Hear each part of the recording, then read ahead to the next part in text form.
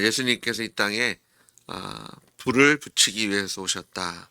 화평을 주러 오신 것이 아니라 분쟁하게 하려 하시겠다라고 말씀하십니다. 제자들에게 말씀하실 때는 이 불이 이미 붙었다면 내가 더 이상 무엇을 바라겠느냐.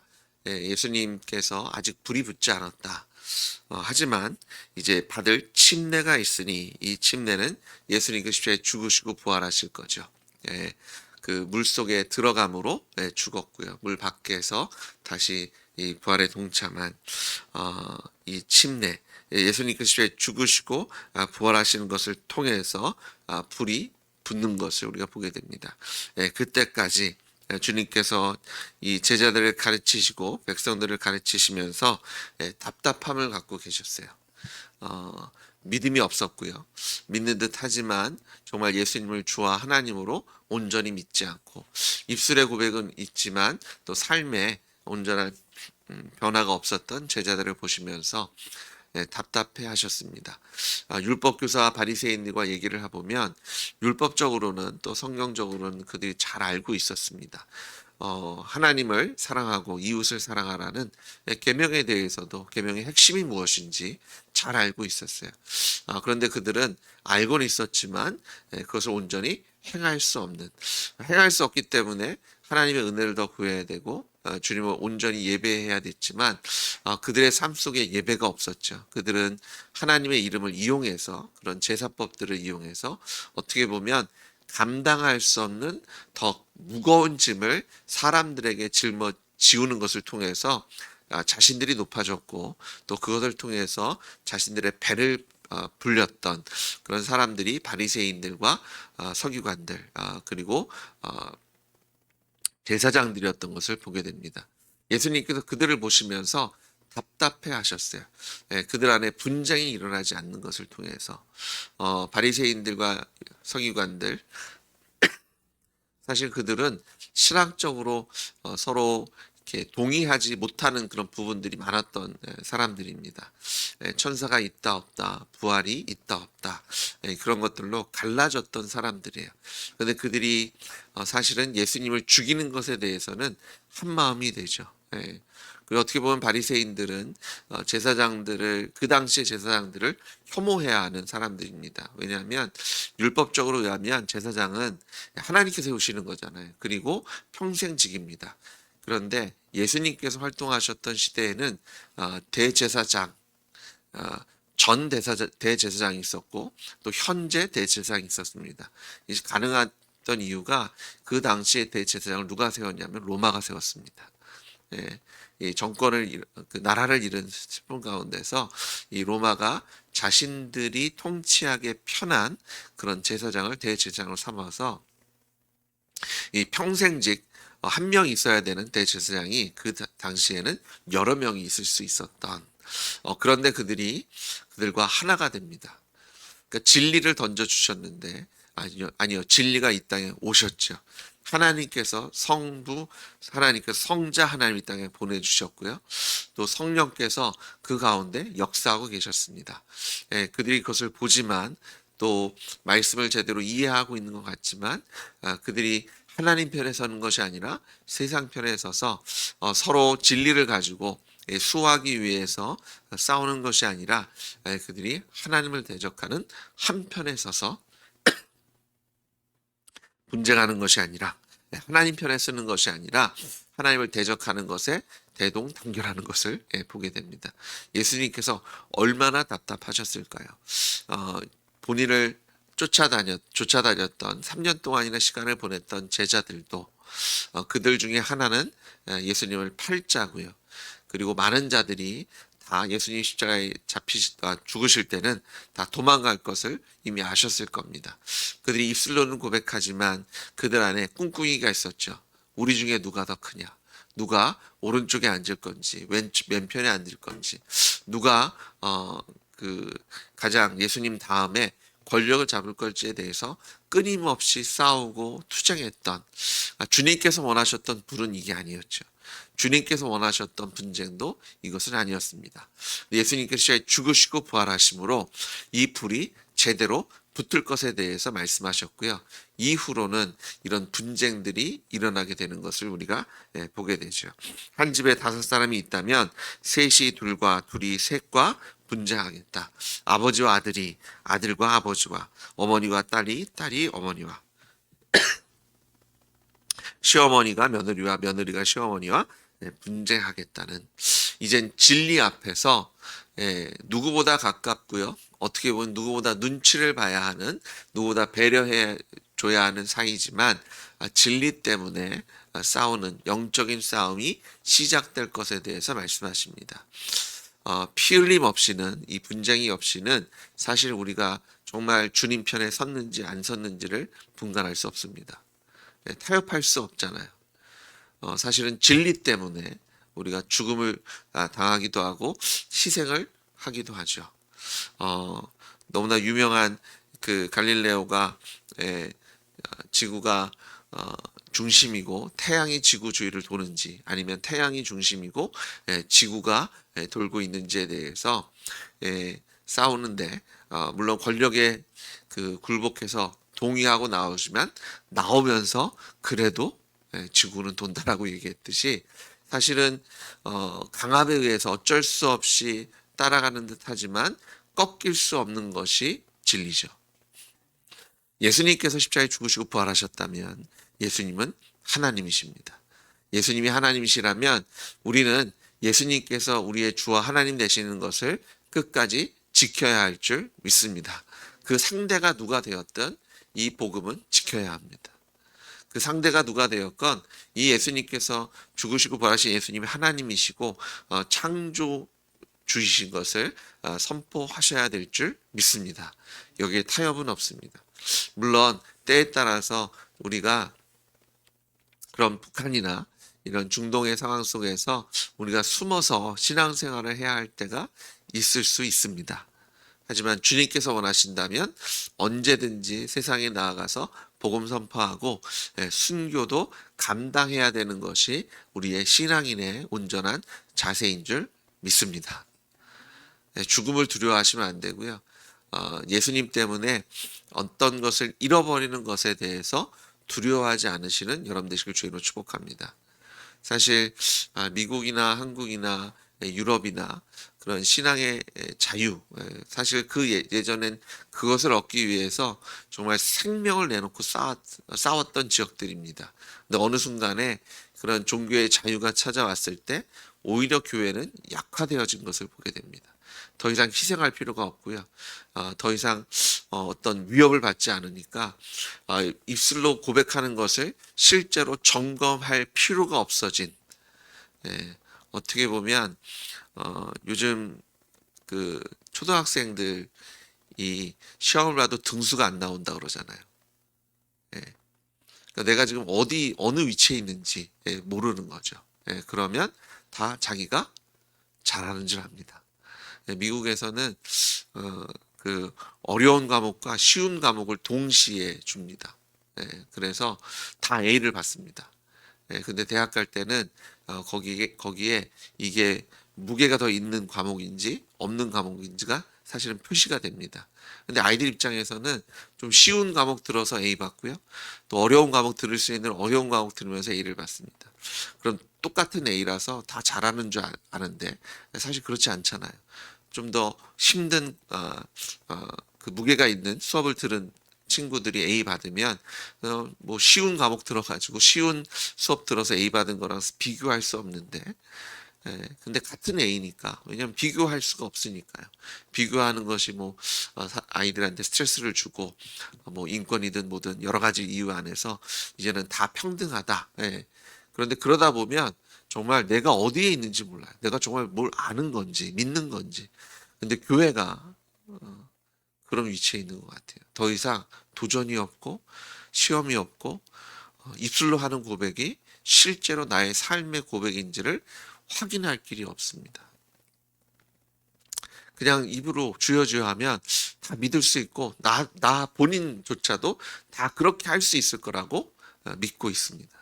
근데 정말 우리가 헌신하고 순종할 때가 온다면 정말 우리가 그 자리에 쓸 수 있는지, 그때가 우리의 믿음을 제대로 확인할 수 있는 그때 보여주는 믿음이 우리의 진짜 믿음인 것을 우리가 아셔야 합니다. 희생할 수 있으시겠어요? 생명까지도 내어놓을 수 있으시겠습니까? 아버지와 아들이, 아들이 아버지와 딸과 어머니가 분쟁하며 진리를 지키기 위해서 죽으시고 부활하신 예수님이 하나님이시라는 것. 나는 하나님 말을 듣는 것이 사람들의 말, 당신의 말을 듣는 것보다 주님의 말을 듣는 것이 마땅하기 때문에 나는 그럼에도 불구하고 주님 뜻대로 살겠습니다라고 고백하실 수 있으시겠습니까?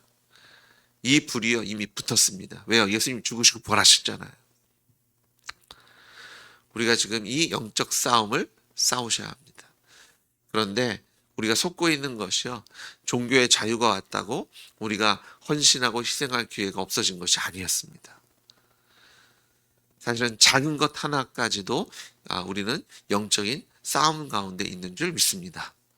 새벽 예배 나오는 것, 여러분의 시간을 떼어서 기도하는 시간 갖고요. 말씀 읽고 그냥 말씀 읽는 정도가 아니라 묵상하고 또 그것대로 하루하루 순종해 나가는 것. 그것이 사실은 영적인 싸움이고요. 우리가 기도도 하지 않고 말씀도 읽지 않는데 나중에 예수님께 생명을 드린다고요. 감사헌금 하지 않고 11조도 드리지 않는데 나중에 나의 모든 거 다 주님 겁니다라고 드릴 수 있다고요. 저 그거 거짓말이라고 생각합니다. 작은 것도 못 드리는데요. 어떻게 큰 것을 드릴 수 있어요? 에이, 이건 작은 거니까 나중에 크게. 아니요. 오늘 순종하지 않는데 내일 순종할까요? 그냥 내일 할게요. 내일 모레 할게요. 마지막 때 할게요. 아니요. 지금 하지 않으면 그 언제도 못합니다. 어쩌면 계속해서 주저주저 할 거예요. 아직은 끝이 아니다. 내가 끝에 하겠다. 예.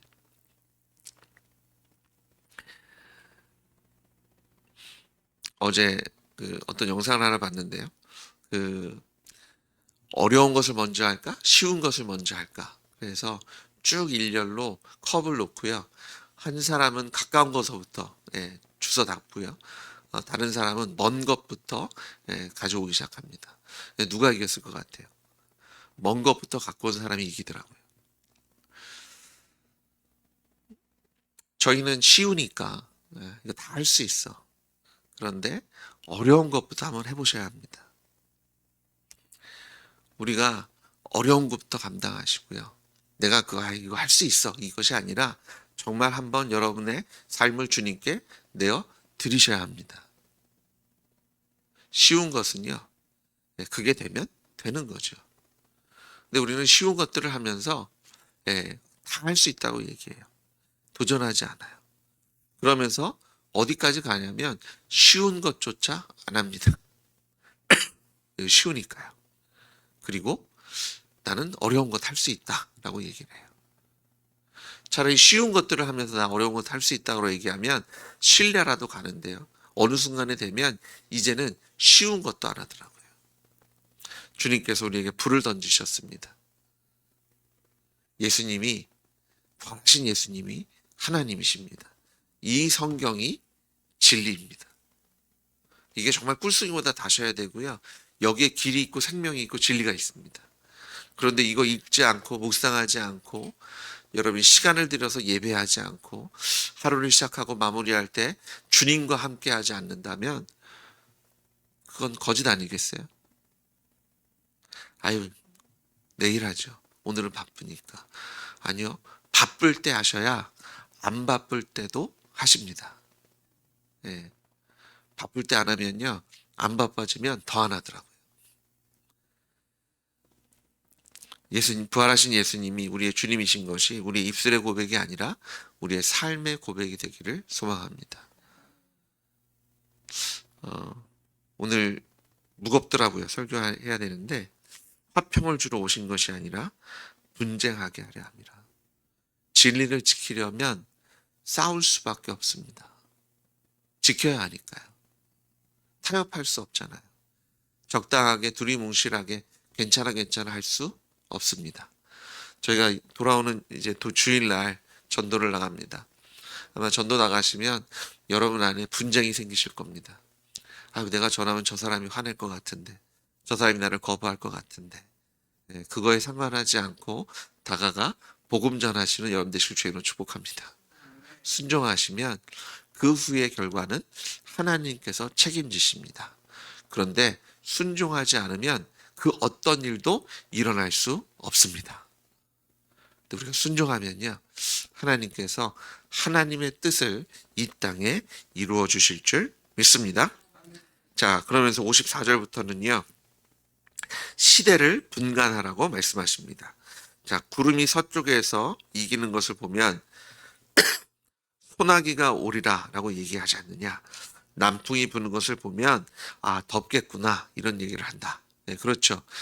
저희가 달무리가 지는 걸 보면 또 제비가 낮게 나는 걸 보면 아, 비가 오려나 아니면 이제 무릎이 쑤시면 비가 오려나 뭐 이런 얘기들 합니다. 네, 그런데 실제 저희가 더 민감해야 되는 것은 영적인 거죠. 하나님께서 이 시대를 어떻게 바라보고 계시고 어떤 일을 하기 원하시며 어떻게 이 땅이 이 세상이 돌아갈지 주님께서 우리가 분간하기 원하시고 온전한 판단하기 원하십니다. 주님 다시 오실 겁니다. 믿으십니까? 아멘.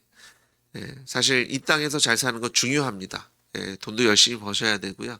좋은 관계도 유지하시고 행복하게 사셔야죠. 그런데 그거보다 더 중요한 것이 하늘나라입니다. 천국이고요.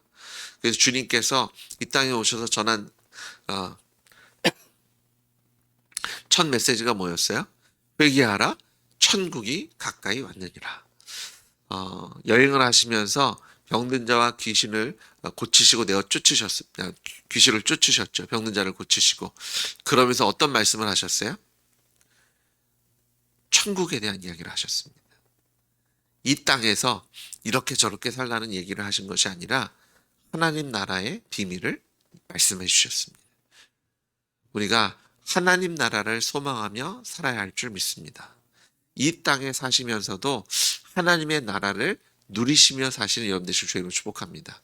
무슨 얘기냐면 이 땅에 살지만 하나님 나라에 사시는 것처럼 사십시오. 그러면 하나님 나라의 법칙이 이 땅에 살고 있지만 우리를 주장하게 하실 줄 믿습니다. 그럼 하나님 나라에 사는 것처럼 산다는 건 뭐예요? 주권이 하나님께 있다는 거잖아요. 모든 정의와 공의와 진리라고 얘기하는 것이 세상 사람들이 얘기하는 것에 있는 것이 아니라 한 나라의 법이나 세상의 법에 있는 것이 아니라 하나님의 말씀에 있고 하나님의 주권이 우리를 주장하는 줄 믿습니다. 그래서 우리가 주님 말씀대로 살 때 그것이 하나님 나라의 백성으로 사는 거고요. 그럴 때 하나님 나라의 법칙이 이 땅에 살고 있지만 우리를 주장하고 다스리며 통치하고 공급하실 줄 믿으십시오. 그러니까 시대를 온전히 분간하셔야 됩니다. 예수님께서 죽으시고 부활하시고 승천하셨잖아요. 이제 심판은 시작되었습니다.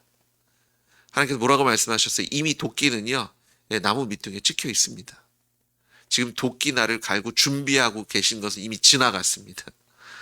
이미 심판의 때가 주님께서 정하셨잖아요. 사도행전 17장 30절 31절을 뭐라고 말씀하세요? 심판할 것을 정하셨어요. 심판도 누가 할지도 정하셨습니다. 그리고 그분이 죽으시고 부활하시고 예수님 죽으시고 부활하심으로 모든 사람이 믿을 만한 증거도 주셨습니다. 탈출할 수 있는 방법도 주셨어요. 구원의 방법도 주셨습니다. 그 이제는 기다리고 계신 겁니다. 하나님께서 은혜와 자비가 풍성하셔서 보다 많은 사람들이 예수님 믿을 때까지 기다리고 계실 뿐이지 언제 다시 오셔도 이상하지 않을 때가 지금 우리가 살고 있는 이 시대입니다. 저희가 시대를 분간하라고 얘기하는데요. 10년 안에 안 오실 것 같아. 그러니까 10년 마음껏 살자. 50년 안에 안 오실 것 같아. 에이, 설마 100년 안에 오시겠어? 2000년 동안 안 오셨는데 또 다른 1000년이 우리를 이거 말씀하시는 거 아니에요. 이미 시작되었습니다. 주님이 마치 내일 오시는 것처럼 아니요. 오늘 오시는 것처럼 사셔야 합니다. 이미 심판의 때는 시작됐어요. 주님 언제 오셔도 이상하지 않은 때라니까요. 징조가 있었잖아요. 나라와 나라와 민족이 민족이 지금 이미 그런 것들이 시작된 지 오래됐습니다. 1차 세계대전, 2차 세계대전. 그리고 지금 전쟁이 없는 것 같아요. 아니요, 지금요. 이 세계에서 전쟁이 끊인 적이 한 번도 없습니다. 내전이 끊인 적이 없고요. 나라와 나라와 싸우는 것이 끊인 적이 한 번도 없습니다. 그리고 복음이 이제는요, 정말 땅끝까지 거의 다 전해졌습니다. 거의 대부분의 언어로 성경이 번역됐습니다. 물론 아직 남겨진 그런 소수민족의 언어들이 있긴 있습니다. 하지만 요즘 AI 시대잖아요. 예전처럼 성경을 번역하는 것이 어렵지 않습니다. 관심이 있고 자본이 있고 믿음이 있으면 사실은 이제 컴퓨터의 도움을 받으면 번역이 더 빨라지고 쉬워졌습니다. 정말로 이제는요, 주님 언제 오셔도 이상하지 않은 시기에 살고 있음을 깨달으시는, 그래서 주님 오실 것을 예비하시는, 마치 침례 요한이 예수님 오실 길을 예비했던 것처럼 우리가 이 시대의 침례 요한이 돼서 다시 오실 예수님의 길을 예비해야 할 때가 온 줄 믿으시는 염대식 주님을 축복합니다. 그래서 빨리 화해시켜야 합니다. 우리가 하나님과 화목하게 됐잖아요. 거기서 만족하는 것이 아니라 이제는 우리 주변에 있는 사람들이 빨리 하나님과 화목할 수 있도록 복음을 선포하시고 전하셔야 돼요. 주님께서 뭐라고 말씀하셨어요? 59절에 보니까 내게 이르노니 한 푼이라도 남김이 없이 갚지 아니하고서는 결코 거기서 나오지 못하리라. 네. 한 푼도 남김없이 갚아주실 수 있는 분은요, 예수님밖에 안 계십니다. 우리가 어느 정도 갚아나갈 수는 있어요. 그런데 그 빛에서 헤어나올 수가 없어요. 왜냐하면 이것을 갚는다는 것 자체가 불가능한 일이기 때문에. 그런데 사람들이요, 이것을 갚아보려고 열심히 일을 합니다. 선행을 하든 어떤 종교적인 활동을 하든 아니면 아예 무시하고 나는 빚없는 사람이야 라고 자기를 속이든, 근데 무슨 일을 해도 자신의 힘으로 이것을 갚을 힘이 없어요. 그런데 하나도 남김없이 다 갚아줄 수 있는 분은 예수님밖에 없어요. 왜요? 예수님만이 죄가 없으시기 때문에 그래요. 그리고 예수님만이 우리의 죄를 갚아주고자 하는 마음이 있으시기 때문이에요. 아무리 능력이 있어도 갚아줄 마음이 없으면 소용이 없잖아요. 근데 예수님은요, 우리를 사랑하셔서 이것을 갚아주기 원하셨고 십자가에서 갚으셨으며 부활하셔서 우리의 주와 하나님이 되신 줄 믿습니다. 그래서 우리가 해야 할 일은요, 이제 주님 오실 날 얼마 남지 않았기 때문에 사람들이 하나님과 화목하게 될 수 있도록 복음 전하셔야 합니다. 여러분의 삶을 통해서 예수님을 드러내셔야 돼요. 사람들이 예수님 믿을 수 있도록 아유, 교회는 그냥 그런 데야, 이상한 데야, 이것이 아니라 아, 정말 저 사람들은 믿을 만하다. 저 사람은 왜 저렇게 살까? 왜 저렇게 살아갈까? 왜 저렇게 희생할까? 믿음의 본이 되어 주셔서요, 우리가 복음 전할 때 여러분의 삶이 이 복음의 능력이 되어주는, 사람들이 믿을 수 있는 힘이 되어주는 그런 삶을 살아주시고요. 또 더 나아가 앞장서서 복음 전하시는 여러분 되시길 주님으로 축복합니다. 만약 우리 가운데 아직 화해하지 못한 분이 있다면 화해하셔야 합니다. 하나님과 화목해지셔야 돼요. 다른 거 아니에요.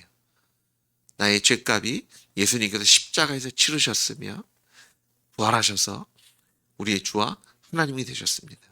그 예수님을 나의 주와 하나님으로 영접할 때 하나님께서요, 예수님의 그 보혈의 피로 우리의 모든 죄값을 계산하시고 우리를 정결케 하시고 우리 하나님의 자녀로 삼아주시는 줄 믿습니다. 이 복음 가지고 오늘도 승리하시는 여러분 되시길 주님으로 축복합니다. 같이 기도하시겠습니다. 하나님,